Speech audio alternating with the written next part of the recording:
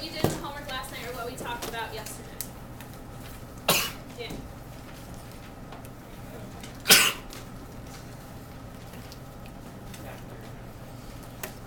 Right. Factoring, and it had to do with Ashley? Multiplying and dividing rational expressions. Exactly, yeah. Multiplying and dividing rational expressions, which then led to factoring and canceling out and simplifying.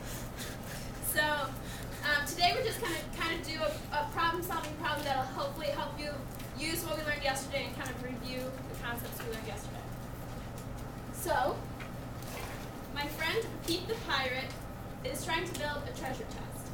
And he needs your help in order to figure out what dimensions he needs to use for this chest. So first of all, he was told by another pirate that he would be given one piece of wood that has an area of 4x squared minus 20x plus 24. So for example, he has two similar pieces of wood, this is just a scaled down version, that both have the area of 4x squared minus 20x plus 24. And he was also told that this edge of the wood, or what we're going to end up using as the height of the chest, has a measurement of 2x minus 6. Okay? So that's what we know first. We have both of these. They're exactly the same. And that's going to be the first part in building his treasure chest. Next, he was told that he had two other totally identical pieces of wood. And they both have an area. And I just call this area 1 and height 1 just so you don't get the two mixed up. And I'll call these area 2 and height 2. The area of this one will be 3x squared minus 15x plus 18. And then what we're going to call the height of our box, or this edge of these pieces, is equal to x minus 2.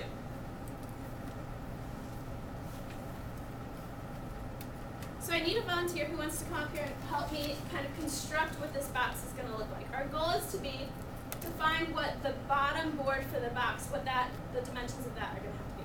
So Allie, you want to help? Sure. Okay. So this is what the box is going to look like. How do you think we can construct this using these four pieces? It has to be like a couple of blocks. Well, we're just going to have four of the sides. Oh, okay. We're looking for what the bottom is going to have to be. Okay. So, if you want to look, this is our box. These are our four sides. And we're looking for what the dimensions of the bottom of the box will be. So we know the area of all four of these. And we also know this edge, the length of this edge, and the measurement of this edge. So let's look again. We know all four of those edges, and we're trying to find the measurement. What other two measurements do we need to know in order to find the base of the box? No? Right, this length and this width. And we know this height and this height in both the areas. So you kind of have an idea of what we're looking for now? Okay. Feel okay about it? I think so. Alright, we can also draw a sketch on the board to kind of get a better idea also. So we have this first one. It has an area of 4x squared minus 20x plus 24. And the height we said was 2x minus 6. So notice that we're looking for the length and the width of what the base will be. So we'll call this part the length. And then we're going to attach to that the other part of the box over here on this side. So what measurement will go right here? What's our height for that? Colin? X minus 2. X minus 2. And Noah said he wanted to call this the width. So if we know the area of this face and the area of this face, and we know one of the measurements, can we then solve for one of the other measurements? Eric? Is the box a rectangular prism? Mm-hmm. So couldn't you also do 2x minus 6 equals x minus 2 and find the volume of, or find what x is? Yes, and actually we're going to get to that.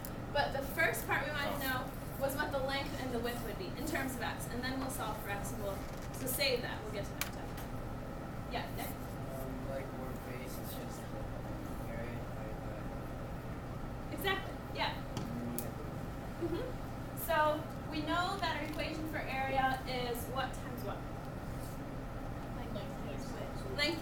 here we're calling it length times this height.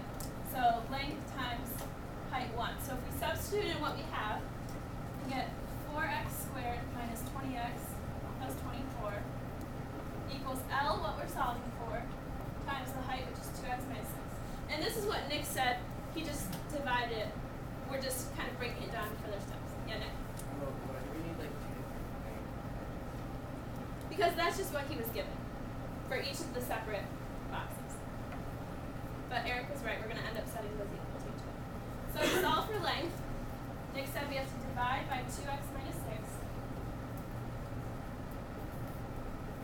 So we now have an equation for length in terms of x. 4x squared minus 20x plus 24 over 2x minus 6. So does this look like a problem that we did yesterday? What's the first step we need to do in solving? Don't say exactly the answer, but what's the first step we need to take?